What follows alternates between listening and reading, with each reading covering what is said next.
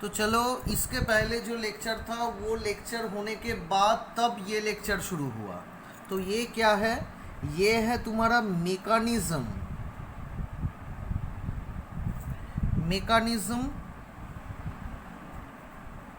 Of डायजोटाइजेशन। पूरा मैंने नहीं लिखा, मेकानिज्म ऑफ डायजोटाइजेशन। अब देखो क्या हो रहा है। पहले लेक्चर में मैंने HNO2 का स्ट्रक्चर मैंने इधर देख लिया, HNO2 का स्ट्रक्चर। अब देखो, इधर भी ऑक्सीजन का लोन पेयर है, इधर भी नाइट्रोजन का लोन पेयर है, इधर भी ऑक्सीजन का लोन पेयर है। पर बाहर से तुम क्या दिए हो? इसके अंदर डाइल्यूट HCl।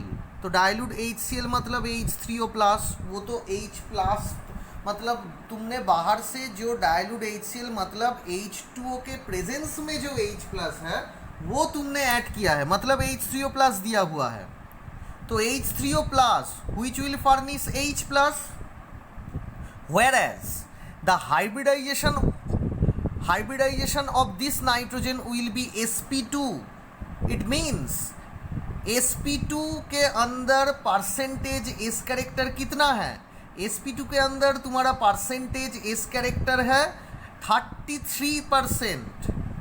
इधर भी देखो वह 33.3%। इधर भी ऑक्सीजन क्या है? sp2 hybridise. सो ये जो लोन पेयर है, ये लोन पेयर वैलेंस शेल में sp2 हाइब्रिडाइज्ड करके है, तो मतलब परसेंटेज S कैरेक्टर क्या है इधर? 33%। पर इसमें देखो sp3 है हाइब्रिडाइजेशन, ये दोनों लोन पेयर का। तो ये जो दोनों लोन पेयर है उसका हाइब्रिडाइजेशन है sp3, मतलब परसेंटेज ऑफ S कैरेक्टर 25%। इसका मतलब ये जो लोन पेयर है उसका availability towards this H+ will be much more as compare to this two lone pair, this two types of lone pair. Two types नहीं, दोनों लोन पेयर, जो एक नाइट्रोजन के ऊपर है और एक जो ऑक्सीजन के ऊपर है। So the availability due to less percentage of S character of this lone pair electron, this lone pair will be much more available towards H+। सो क्या हो गया? देखो, ये लोन पेयर H+ को ले लिया, तो H+ को लेने के बाद क्या हो गया? देखो, ये ऑक्सीजन के साथ ये हाइड्रोजन जुड़ गया, एंड ये जो ऑक्सीजन है एक लोन पेयर अपने पास रख के और एक लोन पेयर को दे दिया, इसलिए इधर देखो हो गया प्लस चार्ज। अब देखो, तुम जो मैकेनिज्म है दोनों तरफ दिखा सकते हो, मैंने एक तरफ दिखा रहा हूँ, पहले देख लो। नाइट्रोजन ऑक्सीजन इलेक्ट्रोनेगेटिविटी किसका ज़्यादा है? ऑक्सीजन का इलेक्ट्रोनेगेटिविटी ज़्यादा है।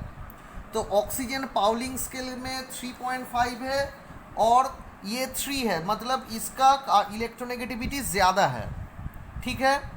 अब देखो, due to electronegativity difference the bonding electron density will tends towards this oxygen. So क्या होगा? ये जो बॉन्ड है, बॉन्ड का जो इलेक्ट्रॉन डेंसिटी है वो हेट्रोलाइटिक फिशन होने के बाद बॉन्ड का इलेक्ट्रॉन डेंसिटी जंप करके इसके ऊपर चला जाएगा हेट्रोलाइटिक फिशन के बाद। तो क्या हो जाएगा? देखो, ये पूरा के पूरा H2O होके निकल गया, एंड ये जो नाइट्रोजन है, इस नाइट्रोजन के ऊपर एक प्लस चार्ज बैठ गया। तो देखो, ये स्ट्रक्चर तुम्हारा इस फॉर्म में चला आया है। नाइट्रोजन एक लोन पेयर है, डबल बॉन्ड है, और ये जो बॉन्ड टूट गया है हेट्रोलाइटिक फिशन से, तो बॉन्ड का इलेक्ट्रॉन डेंसिटी तो नाइट्रोजन की तरफ से चले आया ऑक्सीजन की तरफ, तो इसीलिए प्लस चार्ज। एंड देखो, दोनों लोन पेयर है। ठीक है। तो ये जो तुम्हारा स्ट्रक्चर हुआ NO+, तो NO+, ये रेजोनेंसिकली स्टेबिलाइज्ड है। कैसे? देखो, ऑक्सीजन का जो लोन पेयर है इसको इधर रेजोनेंस में ले आओ, तो देखो क्या होगा? ट्रिपल बॉन्ड हो जाएगा। तो ये अगर इसके अंदर ऊपर ले आओ तो क्या हो जाएगा? देखो, N प्लस चार्ज अब नहीं होगा, ये जो प्लस चार्ज है प्लस चार्ज अब नहीं होगा, तो ट्रिपल बॉन्ड हो जाएगा। एक तो लोन पेयर पहले से ही था, और ये जो प्लस चार्ज है देखो बॉन्ड आके न्यूट्रल कर गया।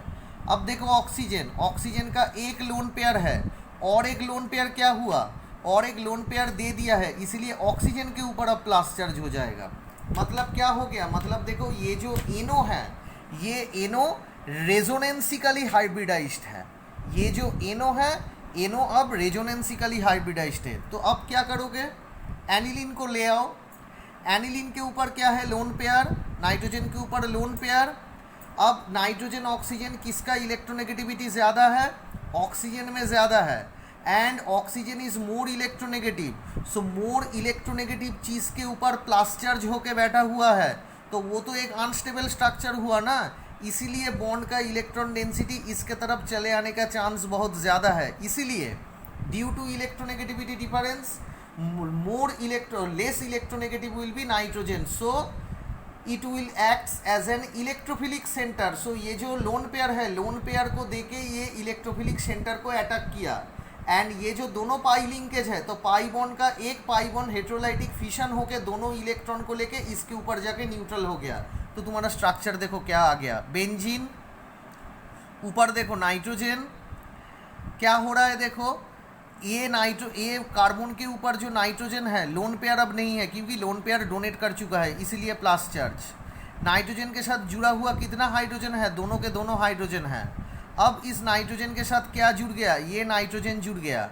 अब जुड़ने के बाद नाइट्रोजन है, नाइट्रोजन के साथ क्या है? लोन पेयर है। अब क्या है? डबल बॉन्ड ओ है, एक ऑक्सीजन के साथ लोन पेयर है, और ऑक्सीजन के ऊपर जो प्लस चार्ज है ये लोन पेयर, ये पाई इलेक्ट्रॉन लिंकेज जाके इसके ऊपर पड़ के फिर से लोन पेयर को ले आया है। ठीक है, मतलब न्यूट्रल हो गया। अब ये जो चीज़ है देखो, ये दूसरे तरफ से भी तुम कर सकते हो ऐसे। पहले वाटर को निकल के ये जो आयन है, ये आयन फॉर्म करके उसके बाद इस इलेक्ट्रोफाइल को ये न्यूक्लियोफाइल से अटैक करके भी कर सकते हो, या तुम डायरेक्ट इस लोन पेयर को, इस नाइट्रोजन सेंटर को अटैक करके इसको बाहर निकल के तुम डायरेक्ट ये कर सकते हो। तो तुम्हारे पास जो ऑप्शन है वही करो। ठीक है, मैंने दोनों तरफ से दिखा दिया है। तो अब तुम्हारा स्ट्रक्चर आ गया ये। अब क्या होगा देखो मैंने ये स्ट्रक्चर ड्रॉ कर लिया है पहले। ठीक है, अब क्या आएगा? H2O। ये H2O कहाँ से आया? वो जो पहले H2O था, वो जो पहले H2O निकल गया था, वो H2O थोड़ा रिवर्स करके देख लो। पहले जो स्टेप में H2O निकल गया था, वो H2O इधर चला आया। तो क्या हो जाएगा देखो, ये जो ऑक्सीजन के ऊपर लोन पेयर है, ये लोन पेयर एक हाइड्रोजन एक प्रोटॉन को एक्सेप्ट कर लेता है। कौन सा वाला बॉन्ड से? नाइट्रोजन एंड हाइड्रोजन, इसके अंदर जो बॉन्ड है उस बॉन्ड के अंदर से, क्योंकि हाइड्रोजन से नाइट्रोजन ज़्यादा इलेक्ट्रोनेगेटिव है एंड मोर इलेक्ट्रोनेगेटिव के ऊपर प्लस चार्ज बैठा हुआ है। तो ये तो न्यूट्रल होने का ये तो न्यूट्रल होने, ये तो अपने आप समझ रहा है कि मैं कितना जल्दी न्यूट्रल हो सकूँ। ठीक है, तो क्या हो रहा है, ये जो बॉन्ड है, बॉन्ड का इलेक्ट्रॉन डेंसिटी हेट्रोलाइटिक फिशन होकर नाइट्रोजन के ऊपर चला आया। ठीक है, तो स्ट्रक्चर क्या हुआ, ये H2O तुम्हारा हो गया H3O+, एंड ये पूरा न्यूट्रल होके लोन पेयर होके बैठा हुआ है। देखो बेंजीन, नाइट्रोजन, ये बॉन्ड का इलेक्ट्रॉन डेंसिटी नाइट्रोजन के ऊपर चला जाके इसको न्यूट्रल बना दिया।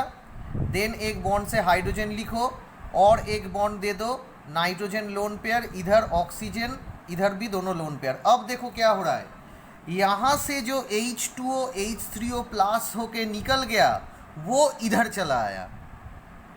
यहाँ से जो H2O H3O+ होके निकल गया वो इधर चला आया। अब देखो H3O+ को मैं कैसे लिख रहा हूँ, HOH2 मतलब क्या है? H2 तो का मतलब तो ये है, H3O+ का मतलब ये और इधर तुम्हारा हो गया प्लस चार्ज। ठीक है, तो यही मैंने इस तरफ से ड्रॉ किया है, और इधर एक लोन पेयर है। ऑक्सीजन के ऊपर दोनों लोन पेयर रहता है, तो एक को देके हाइड्रोजन को ले लिया, इसीलिए एक लोन पेयर पड़ा हुआ है। अब देखो ये जो लोन पेयर है ये क्या कर रहा है, इस हाइड्रोजन को, ये हाइड्रोजन ऑक्सीजन, इलेक्ट्रॉन नेगेटिविटी क्या किसका ज़्यादा है? ऑक्सीजन का ज़्यादा है, इसीलिए बॉन्ड का इलेक्ट्रॉन डेंसिटी ऑक्सीजन अपने तरफ खींच रहा है। तो availability of this hydrogen as a proton towards मतलब ये जो लोन पेयर के तरफ ज़्यादा है। तो क्या हो रहा है देखो, ये लोन पेयर H को एज ए प्रोटोन एक्सेप्ट कर लिया, एंड बॉन्ड का जो इलेक्ट्रो डेंसिटी है, दोनों इलेक्ट्रॉन है बॉन्ड के ऊपर, हेट्रोलाइटिक फिशन होके इसके ऊपर चला गया। तो क्या हो गया, H2 होके निकल गया। अब देखो ये अगर H को पकड़ रहा है तो देखो स्ट्रक्चर देखो क्या है, benzene, nitrogen, lone pair, hydrogen, bond, nitrogen, lone pair, double bond, oxygen, एक लोन पेयर रह चुका है, और एक लोन पेयर किसको दे दिया, हाइड्रोजन को दे दिया, मतलब एक लोन पेयर तुम्हारा एक्सपेंस हो गया किसको ले आने के लिए, हाइड्रोजन को ले आने के लिए, मतलब बॉन्डेड करके, तो ऑक्सीजन बॉन्डेड करके हाइड्रोजन को ले लिया, तो एक लोन पेयर दे दिया, इसलिए प्लस चार्ज।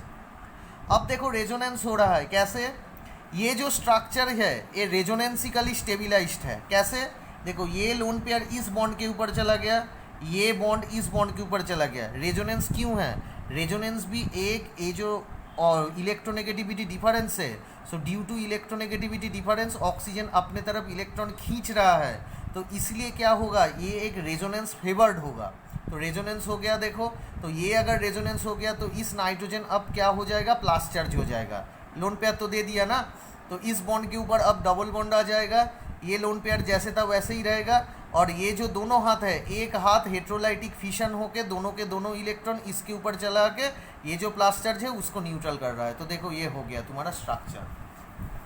अब क्या आएगा, इस स्टेप से जो H2O निकल रहा था उस H2O वापस चला आएगा, वो आके क्या कर रहा है, फिर से नाइट्रोजन एंड हाइड्रोजन के अंदर से जो हाइड्रोजन है, तो वो हाइड्रोजन मतलब प्रोटॉन को लेके निकल गया, कैसे, H3O प्लस होके, तो ये H2O इस H प्लस को एक्सट्रैक्ट कर लिया, तो बॉन्ड का जो दो इलेक्ट्रॉन डेंसिटी है, दो इलेक्ट्रॉन डेंसिटी नाइट्रोजन के ऊपर चला गया, मतलब ये तुम्हारा न्यूट्रल हो गया, तो देखो बेंजीन है किसके साथ जुड़ा हुआ है, नाइट्रोजन, नाइट्रोजन के साथ क्या है, लोन पेयर है, उसके बाद double bond, nitrogen double bond, oxygen double bond, lone pair, उसके साथ हाइड्रोजन, ठीक है। अब देखो जो इधर H2O इस प्रोटॉन को लेके जो H3O प्लस फॉर्म हुआ है वो मैं वापस ले रहा हूँ, वापस ले आया हूँ, ठीक है, तो ये जो वापस मैंने ले आया हूँ, अब देखो क्या हो रहा है, ये जो ऑक्सीजन का लोन पेयर है, ये ऑक्सीजन का लोन पेयर फिर से इस हाइड्रोजन को एज ए प्रोटॉन एक्सेप्ट किया, तो बॉन्ड का इलेक्ट्रॉन डेंसिटी किसके ऊपर चला गया, बॉन्ड का इलेक्ट्रॉन डेंसिटी हेट्रोलाइटिक फिशन होने के बाद मेरा ऑक्सीजन के ऊपर चला गया, तो ये तुम्हारा पानी होके निकल गया, तो क्या हो जाएगा, देखो तुम्हारा ये स्ट्रक्चर हो जाएगा, बेंजीन रिंग, नाइट्रोजन, ये देखो लोन पेयर है, ये मैंने बाद में समझा देता हूँ, देखो ये दोनों बॉन्ड है, नाइट्रोजन बॉन्ड, इधर भी एक बॉन्ड है, और ये हो गया तुम्हारा OH, क्योंकि ये लोन पेयर H को ले लिया है, और एक लोन पेयर पड़ा रहेगा, ये जो वाला लोन पेयर है ये इधर मैंने दिखा दिया। अब देखो क्या हो रहा है, इधर एक रेजोनेंस हो रहा है, क्योंकि इधर एक इलेक्ट्रॉन अट्रैक्शन का टेंडेंसी ज़्यादा है इसके लिए, एंड ये तो लिविंग ग्रुप है, ये तो H2O होने के बाद ये तो निकल जाना चाहिए था, तो ये तो एज ए H2O इसका निकलने का टेंडेंसी बहुत ज़्यादा है, तो इसीलिए क्या हो रहा है, देखो ये लोन पेयर इधर आ गया, ट्रिपल बॉन्ड हो गया, तो ये जो नाइट्रोजन ऑक्सीजन का अंदर जो बॉन्ड है वो हेट्रोलाइटिक फिशन होकर ऑक्सीजन के ऊपर लोन पेयर होके निकल गया, मतलब H2O होके निकल गया, तो क्या हो गया तुम्हारा स्ट्रक्चर, ये तुम्हारा स्ट्रक्चर फॉर्म हो गया, इसको हम बोलते हैं बेंजीन डायजोनियम, और ये तुम्हारा है क्लोराइड। सो ये एक इलेक्ट्रो इंटरेक्शन, मतलब ये थोड़ा स्टेबल करता है, ये इस प्लस चार्ज को थोड़ा स्टेबल करता है ACl-, तो इसीलिए मैंने इसको शॉर्ट में हम ये लिख सकते हैं N2+Cl-। अब देखो जो टेम्परेचर का कॉन्सेप्ट है वो क्यों है, देखो एकदम फर्स्ट मैंने बोल दिया था 0 to 5 डिग्री सेंटीग्रेड रहना पड़ेगा, क्यों रहना पड़ेगा, अब देखो ये जो मैंने बेंजीन डायजोनियम ड्रॉ किया है, तो इसका रेजोनेंस देखो, ये बॉन्ड उठ के इधर चला गया, तो ये बॉन्ड ऊपर चला आया, तो ये बॉन्ड अगर ऊपर चला है तो लोन पेयर के साथ एक माइनस हो गया, क्योंकि इस बॉन्ड का इलेक्ट्रॉन डेंसिटी इसके ऊपर चला गया, इस बॉन्ड के साथ एक और बॉन्ड चला आया डबल बॉन्ड, तो ये अगर इधर चला गया तो इधर क्या हो जाएगा, प्लस चार्ज, अब ये इधर चला आया तो प्लस चार्ज कहाँ आएगा, नीचे, अब ये इधर चला आया तो प्लस चार्ज कहाँ आएगा, इधर, अब ये बैक करके ये जो अपने पास जो ज़्यादा चार्ज है, इलेक्ट्रॉनिक चार्ज है, वो बैक करके इधर बॉन्ड के ऊपर चला है, तो ट्रिपल बॉन्ड हो जाएगा, और ये इधर डबल बॉन्ड फॉर्म होके ये पहले जैसा न्यूट्रल हो जाएगा। तो देखो ये जो पूरा चीज़, ये जो पूरा रेजोनेंस हम तुमको समझाया, तो ये तुम लोगों को जो मैंने समझाया, तो हर एक रेजोनेंस में देखो कार्बन एंड नाइट्रोजन के अंदर एक डबल बॉन्ड कैरेक्टरिस्टिक शो हो रहा है ड्यू टू ऑफ रेजोनेंस। तो रेजोनेंस होने के लिए कार्बन एंड नाइट्रोजन के अंदर एक डबल बॉन्ड कैरेक्टरिस्टिक तुम्हारा फॉर्म हो रहा है, which is more stable as compared to if we consider aliphatic amine, समझ लो methyl amine. NaNO2 dilute HCl temperature मैंने दिया तो क्या होगा, HNO2 होगा, ये पूरा फॉर्म होके HNO2 होगा, एंड NH2 के साथ HNO2 रिएक्ट करके क्या होता है मैंने पहले ही समझा दिया था। ये डायजोनियम अगर मैंने इधर भी ड्रॉ किया, एलिफेटिक के पास भी ड्रॉ किया, तो एक चीज़ देखो, ये जो कार्बन अगर मैंने एरोमेटिक डायजोनियम मतलब फॉर्म किया है, मतलब एरोमेटिक एमीन मैंने ले लिया है, तो कार्बन नाइट्रोजन के अंदर क्या है, डबल बॉन्ड कैरेक्टरिस्टिक है। पर इधर जो कार्बन नाइट्रोजन है, कार्बन नाइट्रोजन के अंदर क्या है, सिंगल बॉन्ड कैरेक्टरिस्टिक है। मतलब इस जो बॉन्ड है एलिफेटिक, अगर मैंने एलिफेटिक एमीन ली तो एलिफेटिक एमीन में ये जो N2 प्लस है, तो नाइट्रोजन एंड कार्बन के अंदर जो बॉन्ड है वो सिंगल बॉन्ड कैरेक्टर है and without any resonance, so it is less stable as compare to aromatic amine, because there will be the bond present between carbon and nitrogen will shows double bond character due to resonance. So इसीलिए इसका strength ज़्यादा है, इसका strength कम है। As well as क्या है, CH3 group क्या show करता है, प्लस आई इफेक्ट, मतलब इलेक्ट्रॉन डेंसिटी किसके तरफ चला जा रहा है, नाइट्रोजन के तरफ। तो आसानी से क्या होगा, ये जो बॉन्ड है कार्बन नाइट्रोजन के अंदर, उस बॉन्ड का हेट्रोलाइटिक फिशन होगा। मतलब देखो, उस बॉन्ड का तुम्हारा हेट्रोलाइटिक फिशन होगा। तो हेट्रोलाइटिक फिशन होने के बाद क्या होगा, ये बॉन्डिंग इलेक्ट्रॉन डेंसिटी इधर शिफ्ट कर रहा है due two plus I effect of CH3। Heterolytic fission होने के बाद बॉन्ड का इलेक्ट्रॉन डेंसिटी नाइट्रोजन के ऊपर पड़ गया। तो अगर ये नाइट्रोजन के ऊपर पड़ गया तो क्या हो गया, it will release as nitrogen, ठीक है।